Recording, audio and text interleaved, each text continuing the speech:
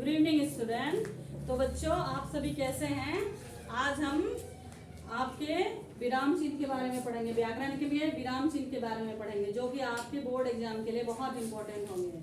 यानी कि क्लास 9 में आपके विराम चिन्ह का प्रयोग के बारे में आएगा, तो उसके बारे में हम लोग जानेंगे। जैसा कि विराम चिन्ह का अर्थ होता है इंग्लिश में पंक्चुएशन। तो देखिए यहाँ, तो ये मैंने यहाँ लिखा है, व्याकरण में विराम चिन्ह का स्थान बहुत इंपॉर्टेंट है, बहुत महत्वपूर्ण होता है। ठीक है बच्चों, बहुत इसका महत्वपूर्ण स्थान है। बिना विराम चिन्ह के हम लोग किसी भी शब्द को पूरा नहीं, वाक्य को पूरा नहीं कर सकते हैं। ठीक है बच्चों, इसका कारण ये है कि हम एक ही गति से ना बोल सकते हैं और ना ही लिख सकते हैं। ठीक है बच्चों, तो हम लोग जब बोलेंगे तो हमें रुकना पड़ेगा, धीरे से बोलेंगे तो कोमा का प्रयोग करना पड़ेगा, यानी कि अल्प विराम का प्रयोग करना पड़ेगा। ठीक है, जब वाक्य को पूरा करेंगे तो पूर्ण विराम का प्रयोग करना पड़ेगा, और जब प्रश्न पूछेंगे तो प्रश्नवाचक चिन्ह का प्रयोग करना पड़ेगा। ठीक है बच्चों, तो देखिए यहाँ, अर्थात इसका मतलब क्या हुआ कि विराम चिन्ह वह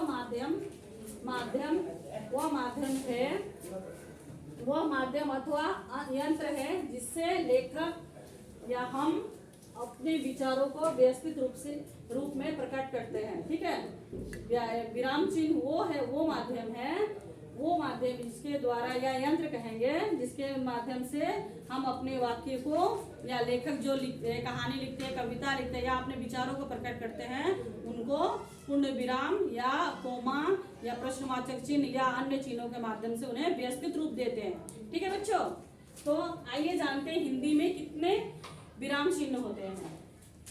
तो देखिए बच्चों, यहाँ हिंदी में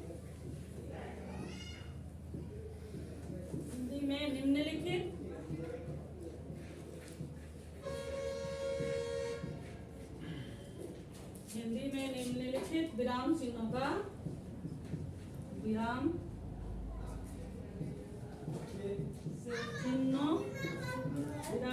का प्रयोग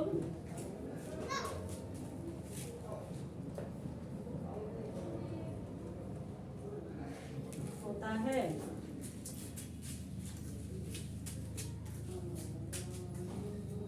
अब मैं आप सभी को विराम चिन्ह के बारे में बताऊंगी। पहला है अल्प विराम।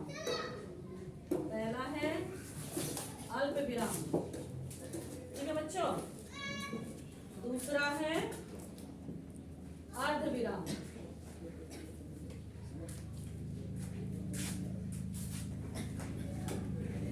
तीसरा है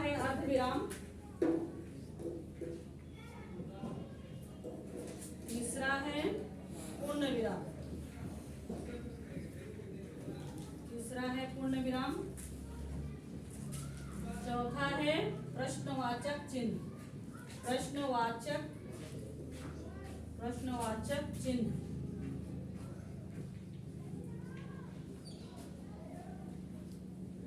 यानी कि क्वेश्चन मार्क। पांचवा है विस्मयादि बोधक चिन्ह। विस्मयादि बोधक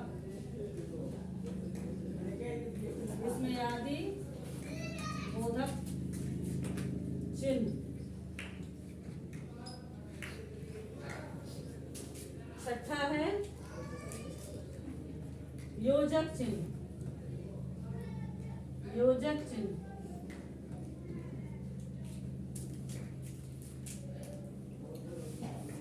यानी कि हाइफन। सातवां है उदाहरण चिन्ह।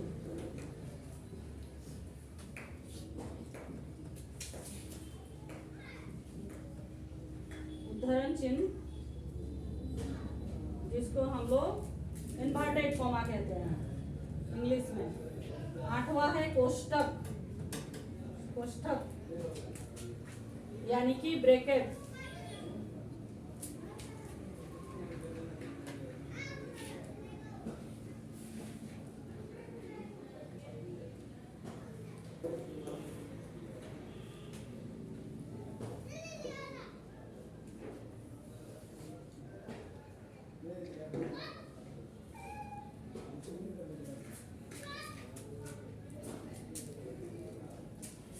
नौवां है निर्देशक। निर्देशक चिन्ह, निर्देशक या सूचक चिन्ह, सूचक चिन्ह।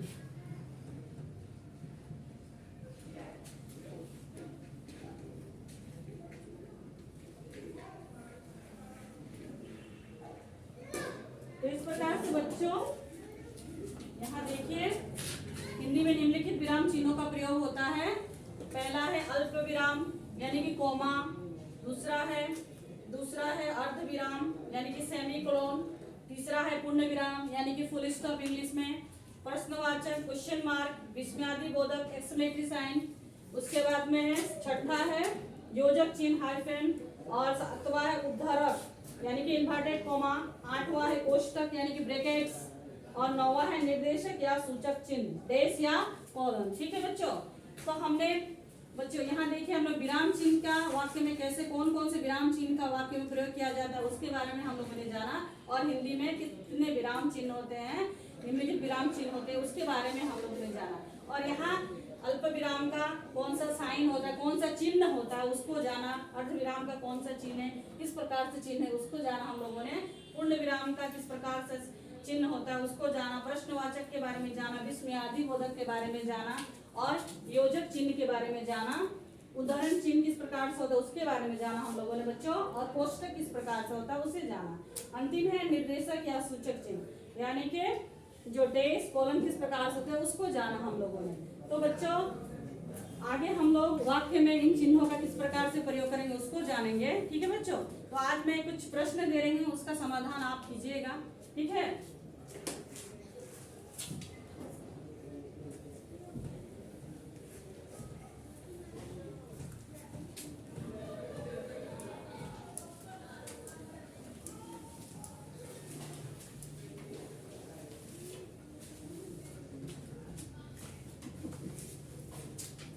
देखिए बच्चों वाक्य में विराम चिन्ह का प्रयोग के बारे में प्रश्न दे रही हूँ। प्रश्न है, पहला प्रश्न है, वाह बहुत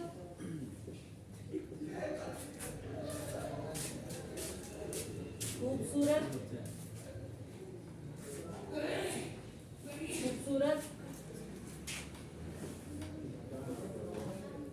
नजारा है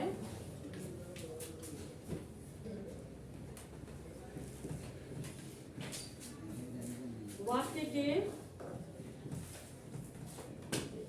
कौन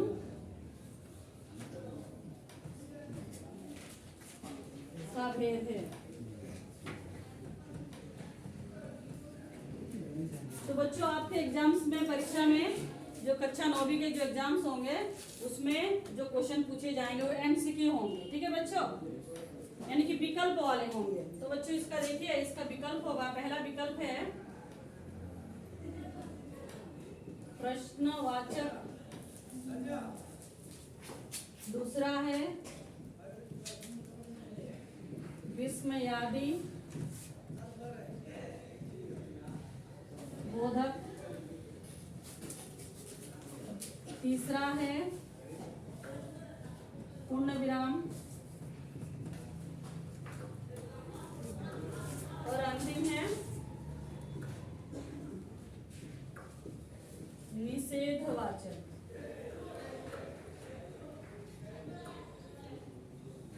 निषेधवाचक वाक्य। तो इस प्रकार से बच्चों आपको इसमें विकल्प का चयन करना है। ठीक है, विकल्प का चयन करना है कि ये कौन सा वाक्य है। ठीक है, कौन सी चिन्ह का प्रयोग किया गया है इसमें, जिससे कौन सा वाक्य है। ठीक है बच्चों, तो वाक्य कौन से भेद में आता है ये। फिर दूसरा प्रश्न है, दूसरा प्रश्न है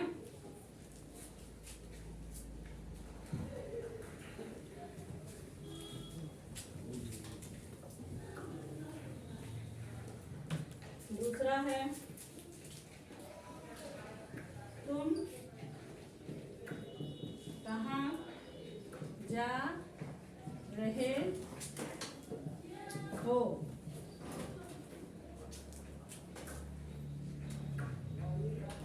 वाक्य में पाठ की दृष्टि से वाक्य के भेद हैं, वाक्य के भेद हैं। पहला विकल्प होगा प्रश्नवाचक, प्रश्नवाचक। दूसरा होगा विस्मयादि बोधक।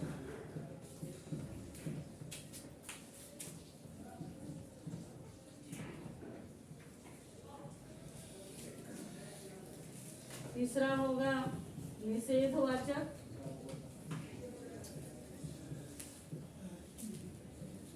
और अंतिम भाग चौथा होगा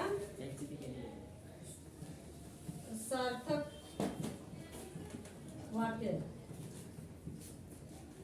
तो बच्चों, आज हम लोगों ने विराम चिन्ह के बारे में जाना, विराम चिन्ह की परिभाषा और उसके विराम चिन्ह निम्नलिखित कितने होते हैं उसके बारे में जाना, और वाक्य में कौन किस प्रकार से प्रयोग करते हैं कौन से चिन्हों को, उसके बारे में हम लोगों ने जाना और आगे जानेंगे।